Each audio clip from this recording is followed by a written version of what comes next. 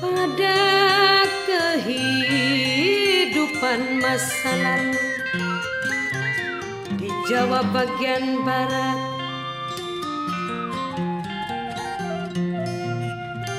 hiduplah seorang pujangga mendarmakan dirinya bersama pengetahuan yang memanusiakan manusianya. Tata mangsa, tata boga, tata yoga, tata kama.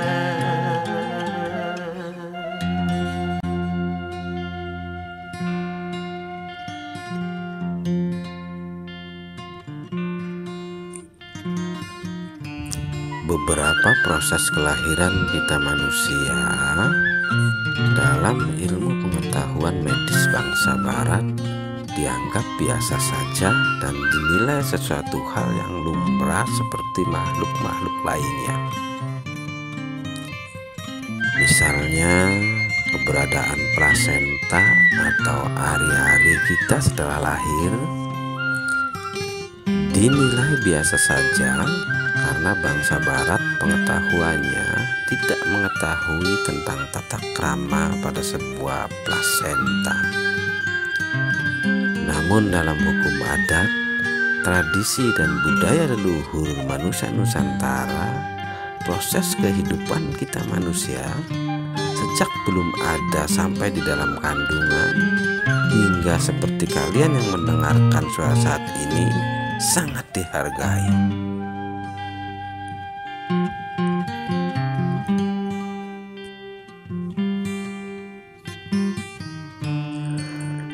Hak setiap manusia itu berpendapat. Bila asumsi saya ini dianggap berdasarkan kepribadian saya pribadi yang menjunjung tinggi jati diri bangsanya, saya akan tetap menghargai pendapat siapapun. Karena dalam pengetahuan budaya sangat menjunjung tinggi hak dan kewajiban manusianya. Dalam Cirebon Mendidik episode 17 ini kita akan belajar mengenal tentang urutan kehidupan kita manusia dalam alamnya.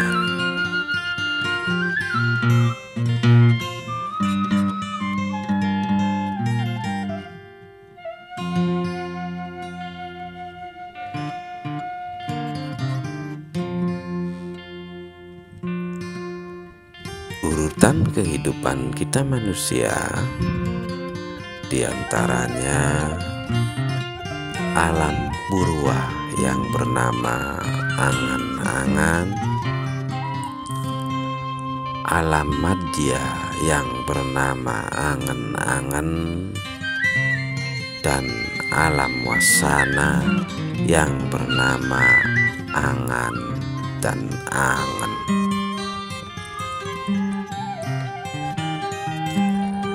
Kehidupan alam purwa angan-angan artinya sebuah alam kehidupan yang belum dilogikakan. Alam kehidupan ini berada dalam angan-angan. Dahulu kita belum menyatu dan berwujud.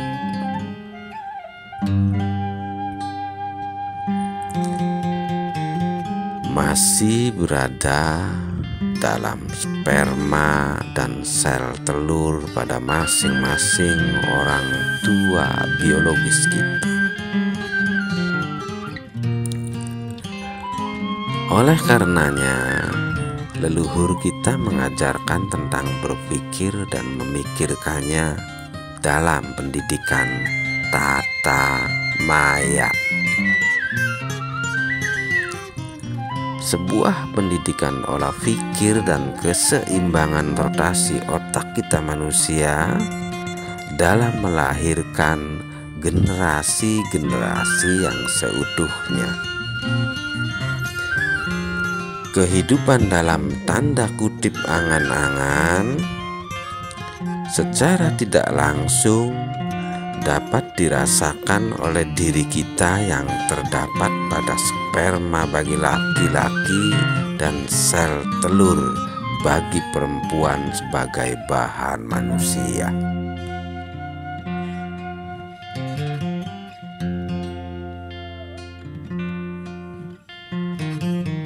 Perilaku tersebut dirasakan ketika manusianya sudah menginjak masa remaja.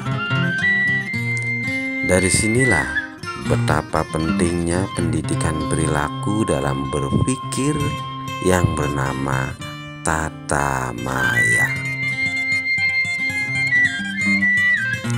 agar anak cucu tidak jauh dari keturunan leluhurnya yang penuh dengan cinta dan kasih antar sesama.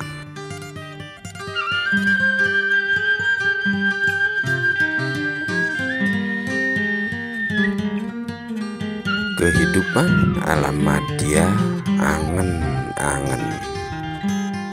Artinya kehidupan ini bisa dilogikakan, namun kita tidak bisa merasakannya.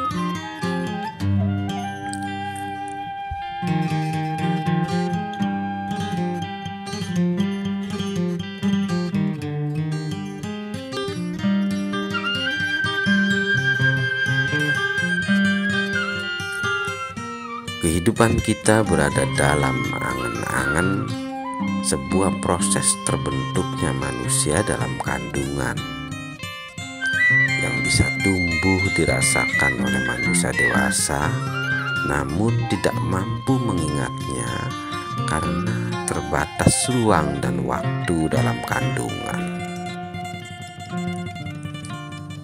Kehidupan kita pada waktu itu dapat dirasakan, diamati, dan bersama-sama dengan kedua orang tua dan semua keluarga kita masing-masing.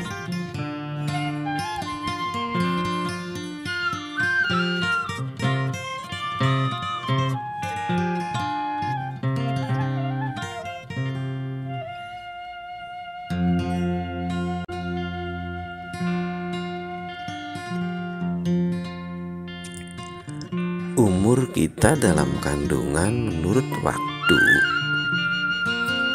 rata-rata 9 bulan. Padahal ada sebuah agama yang mengklaim bahwa pada kehidupan akan datang menyetarakan satu waktu tahun kita di dunia ini sama dengan satu hari di alam sana. Itu kata golongan mereka. Secara logika pun, kehidupan waktu di bumi dengan kehidupan waktu di planet Mars atau di planet Venus sangat jauh berbeda. Boleh dong saya juga mengibaratkan kehidupan 1 tahun kita di sini sama dengan 1 hari di alam kandungan kita.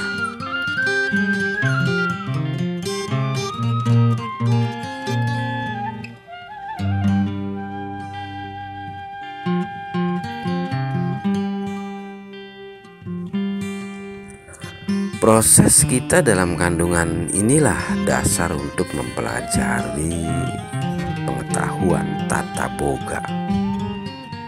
Karena sejak dari nafas dan berbagai kebutuhan kehidupan sang jabang bayi di alam kandungan, semua disuplai dari sang ibu kita lewat sistem biologisnya manusia perempuan. Oleh sebab itu, berbagai aturan makan dan pola makan seorang ibu hamil berikut sifat dan karakternya yang terkadang ganjil, semua tertata dalam ilmu pengetahuan tata boga.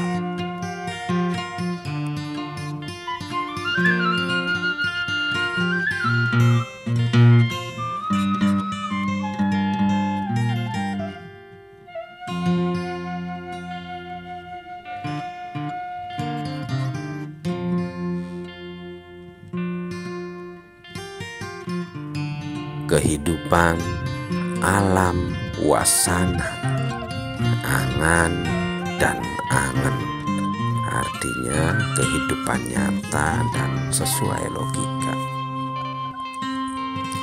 Kehidupan kita dalam angan dan angen, yaitu kehidupan sekarang, di mana kita sudah mampu berpikir dan memikirkan kehidupan, terutama kehidupan yang sesuai nalar dan logika manusianya. Walaupun di jagat raya ini hanya sebagian kecil yang dapat dilogiskan, akan tetapi kita manusia yang logis, tentu logikalah sebagai dasar pengetahuan.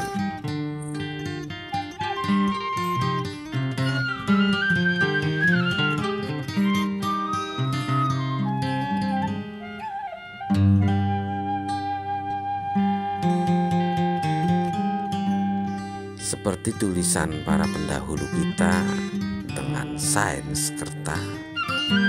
Sains adalah ilmu pengetahuan, sedangkan kerta adalah sarana. Artinya setiap yang tersurat oleh leluhur kita penuh dengan ilmu pengetahuan sebagai sarana dalam kehidupan manusianya. Bukan berarti kita tidak percaya perihal klinik dan gaib, karena di jagat raya ini pun masih banyak hal-hal yang klinik dan gaib, bahkan yang belum terjangkau oleh pikiran kita manusianya.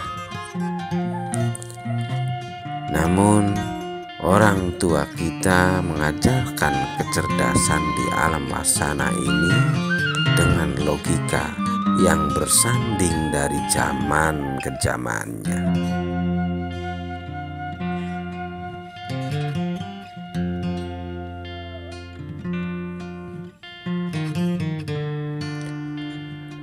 Bila kita masih berpengetahuan dari alam purwa yang berangan-angan, atau masih berpengetahuan dari alam madya yang berangan-angan, niscaya di alam wasana yang penuh dengan teknologi dan kepintaran manusianya, kita akan kebingungan dan terseret pada zaman. Karena angan dan angan kita manusia dewasa sudah seharusnya mampu melogiskan dengan akal dan kecerdasan kita.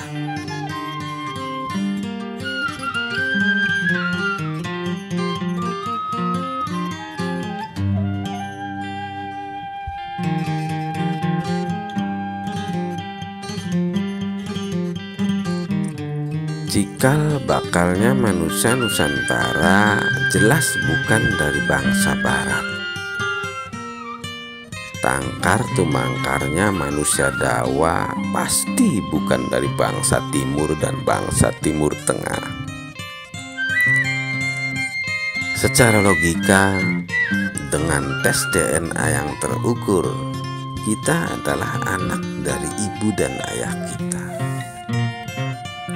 Dan seterusnya hingga pancer naik ke atas, tidak melancang-lenceng pada keturunan bangsa lain sebagai pendatang.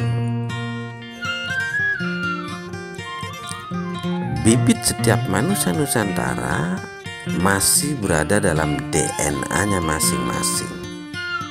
Genetika manusia Nusantara masih berada dalam sperma dan indung telurnya yang terus berevolusi dari zaman ke zaman.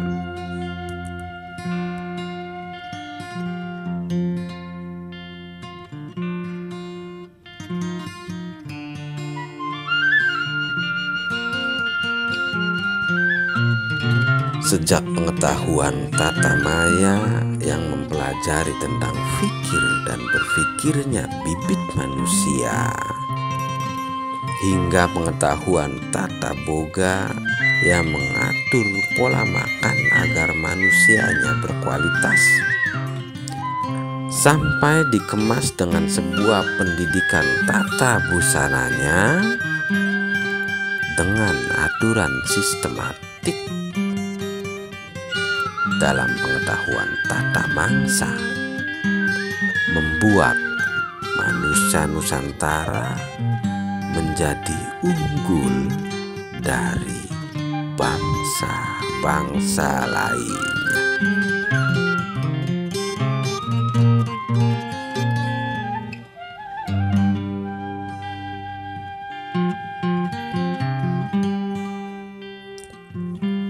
Kita keturunan manusia unggul sudah selayaknya melestarikan dan mempelajari pengetahuan berbagai tata dan peranatanya agar dapat menata diri pribadi kita dalam tata dan krama seperti yang disampaikan dari leluhur kita lewat para pujangganya, yaitu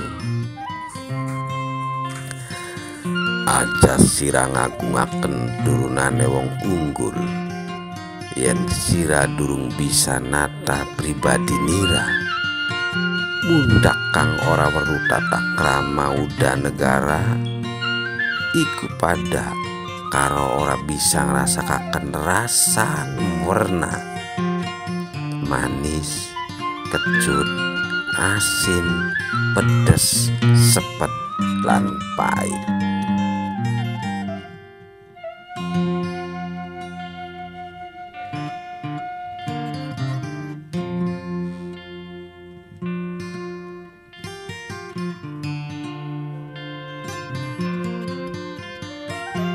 Artinya, janganlah kamu membanggakan keturunan manusia mulia jika kamu belum mampu mengatur diri pribadimu.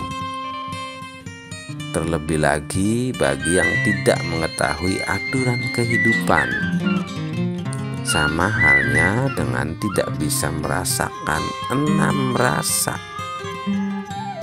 yaitu rasa manis, rasa asam, rasa asin, rasa pedas, rasa sepat, dan rasa pahit.